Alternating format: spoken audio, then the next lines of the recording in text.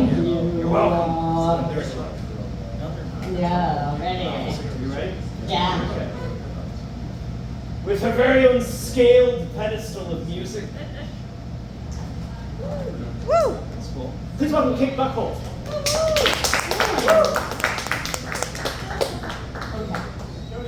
I don't know if I want to do this cover, Tella, or a Bob Seger cover. What do you guys think? Bob Seger. Bob Seger? Okay. Okay. Okay. I'm going to take fire leg. Okay. Okay. Yeah. No. Oh, no, sorry. Okay. Okay. Okay.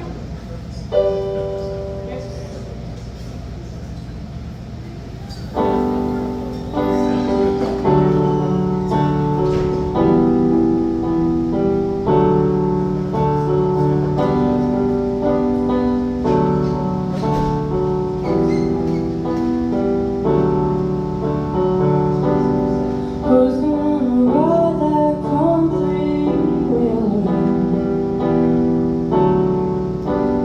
Who's gonna make that first mistake? Who wants to wear those gypsy leathers all the way to Fire Lake? Who wants to break the news about Uncle Joe? You remember Uncle Joey was the one afraid to cut the cake? Who wants to tell poor Aunt Sarah Joe's run off to Fire Lake? Joe's run off to Fire Lake. Who wants to break those bronze beauties laying in the sun with their long, soft hair falling, flying as they run? Oh, they smile so shy and they flirt so well and they lay you down so fast till you look straight up and say, oh Lord, am I really here at last? Oh my God. Oh, nothing. Who wants to play those eights and aces? Who wants to raise who needs a stay? Who wants to take that long shot gamble and head out to Fire Lake? And head out to Fire Lake. Who wants to play those eights and aces? Who wants to raise who needs a stay? Who wants to take that long shot gamble and head out to Fire Lake? And head out to Fire Lake.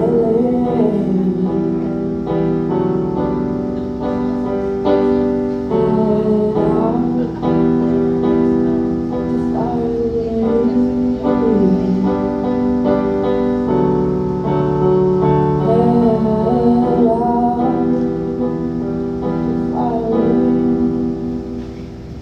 Totally Bob Seger.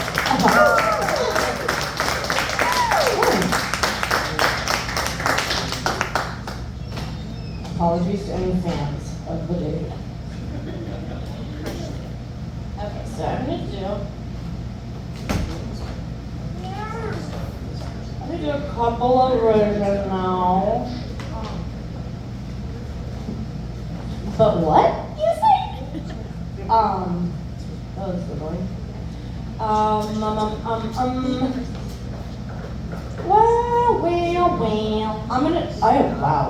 Okay, I can't help it though. It's just me. Alright, I'm gonna do this one I haven't done in so long. It's called Shells. It's about like a relationship between like a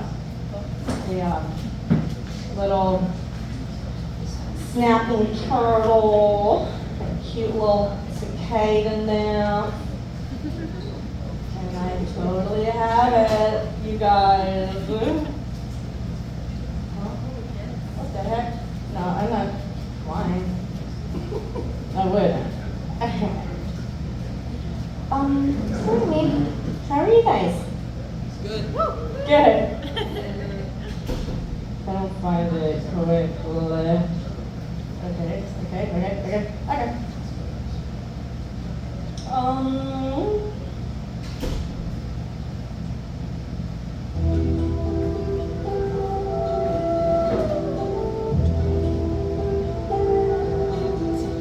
In the woods, a snapping turtle and a little creature underground come out synchronized after both being down and deeply inside. So as chance would have it, their paths did collide, and both at the time were due to open woundedness aligned, and both bonded and obliged. Pulled by his tie, tucked away by his sides, her presence confided when he was of a mind to try.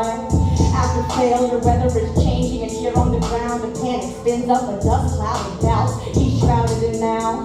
How timely, he ducked under that coat, that cloak, that dome temple called home. He's dry, she's soaked, he's in the cup, she's on the broken boat. She was scared, wet, how could they forget? She's all sheltered inside with him, and he suggests instead perhaps a 10. And yet they then later had a litter of brittle iterations. It was a bad batch, a bunch of short-lived matches. Burned the mattress, fire than ice, bitter than nice. I mean, it warms and burns, and cold shoulders return and fold before his face.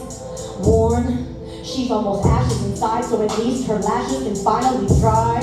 Until next time, she honors upon her departure. If she stays where she doesn't belong, she'll harden in her shell, and she'll never share her song. Her limbs, ball and sockets, all dislocated by her ball and chain, her pocket watch and locket. If she's ever gonna grow, she knows she's gotta let it go. But then again, when above ground is thawing out, and an urge to reemerge is again dawning, all along she's in tokens of longing, affection, and prayer for his protection. And finally, with his eye peering down her canal, he says, "It's okay, you can come out now." Slow by nature, it's often time for fasting her. Before she bucked, she'd steer then flee, leaving her to be disappeared. She'd ask, explain that, cause it just doesn't fit in my ears. When I'm banished after cheers of endearment, he must not fancy being revered, or it's the fantasy he feared. Slamming the door in her face like a guillotine, he becomes a rock to bounce her back like a trampoline. Last time she's a boomerang now, but this year is a different scene. Dressed to his nines with shoes tied to the crime, caught by the smooth soul inside. Gotta fit those claws inside, right? She pondered at him. For a turtle, you sure are fawning hard. See, darling, face it, we were Harold and Maude. True story, mooring motions over a fraudulent heart, acting out duplicitous charm, and I noticed that we belong apart. We're caught in a six of sticks or tangled branches, boiling blood, our best chance blanches. Hopeful romantics under garland vines and firefly lanterns. But these horseshoes rusted, promises suffer combustion, and I prefer justice, not revenge. And justice is accountability at best. I need closure, not fixative, to not feel this conflicted. Oh, reptilian depicted. What was your real name again? I know you're Dick. Short for vindictive, not richer. And once again we've wasted grace upon our backs, and morning's light upon our lacks. The honeymoon came only after it's over. Ain't that so backwards? But then, this time their tree had died, and after a little while up it fell to its side. Now this tree doesn't feed on the sun and the rain, and its roots are not sufficient for a little one to sustain. She must move on and transform, not so what's born, be both reborn. And even though only he surrounds himself now with the right one comes along, space will make itself inside that shell. I think it's safe to say that they know now, if they're ever gonna grow, they know they're gonna have to let it go.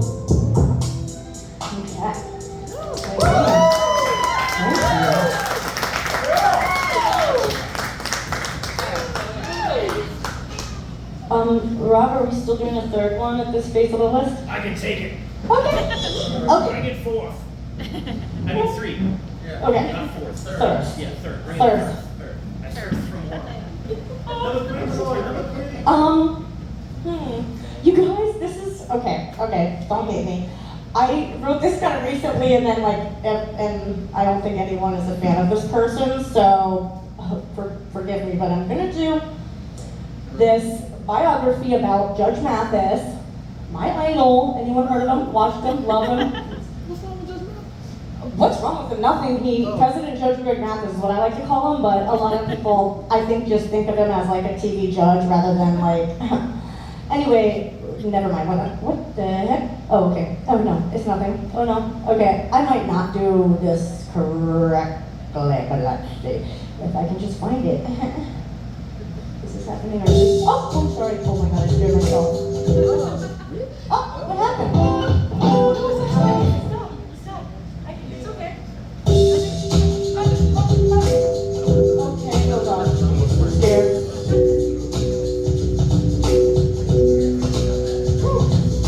Spring 1960, April 5th, here comes little Gregory Mathis, Alice's last and youngest, fast forward to 99, September 13th, the first of nearly a quarter century. What? Oh, is there like a issue with the service in here? Not service, like the burger's amazing. And the bartender's amazing. Did you mean you didn't download this in advance and are trying to operate off the? It's the guy, the guy that makes like a lot of the tracks that I use now. Well, anyways, so you guys learned at least his birthday. That's something. So you know, Aries, I think. No, that's not even right. Okay, so I'll just do another one. What is it gonna be? How about if it's about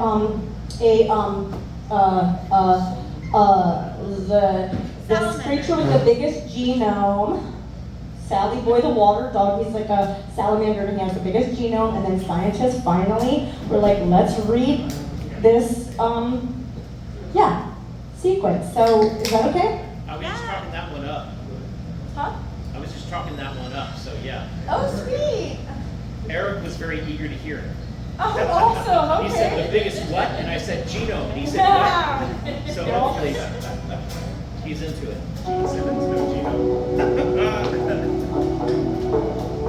Hey, come here. I want you to meet someone. He's a bit waterlogged, muddled, spottish, sluggish, water doggy, muzzled by his lack of upper jaw. See a muddled look of puzzle or boredom so subtly modeled as he can't even yawn. He lay burrowed in concealment under his rock awning, a bump on a log, barely loping along, and he's owning it. Gobbling meals as they happen to pass his quick tongue, son of a gun, seemingly in meditation, then suddenly, you're gone.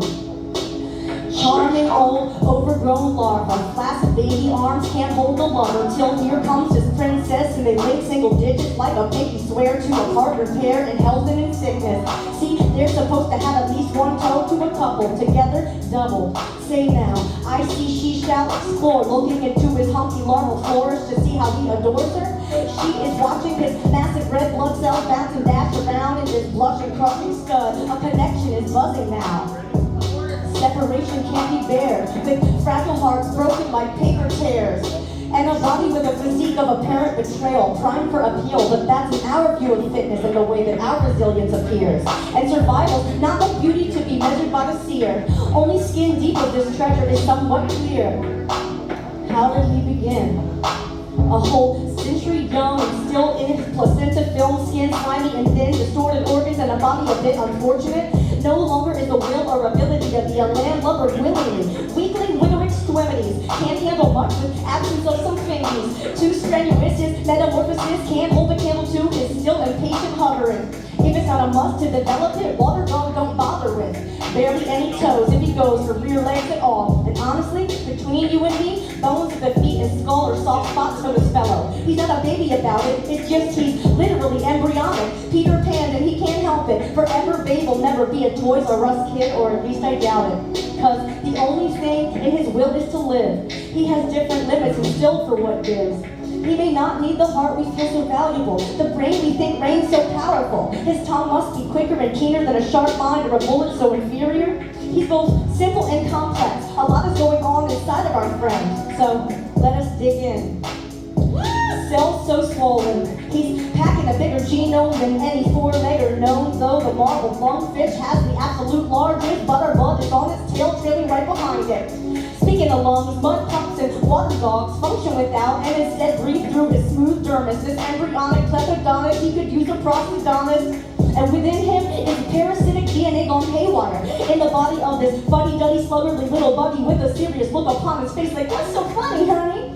And in his simple brain that can regenerate was their atomic fancification to create anatomic so fascinating yet grotesquely basic. Is that degrading? Maybe. Not known for his brain's brawn or looks, but his species found a loophole that escaped all of us. And just like a majorly inflated genome, while the man himself manages to have a total lack of ego, ballooning of the chromosomes, bloated belly full of confetti transposons. Scientists were avoiding reading its DNA because its sequence N makes math pi a sprinkle or a sprint.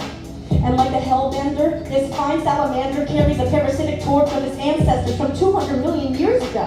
And often over time, one usually finds they've been pruning away at any threatening mutation which proliferates. They're slow to dispose so those transposons don't accumulate. They have the lowest of the low metabolic rate and the lowest need for oxygen of any vertebrate.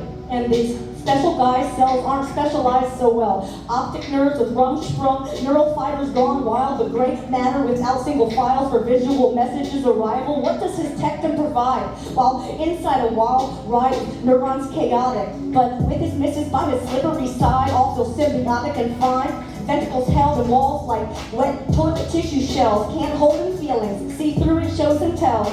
Seen as a hollow place, but maybe where his spirit dwells.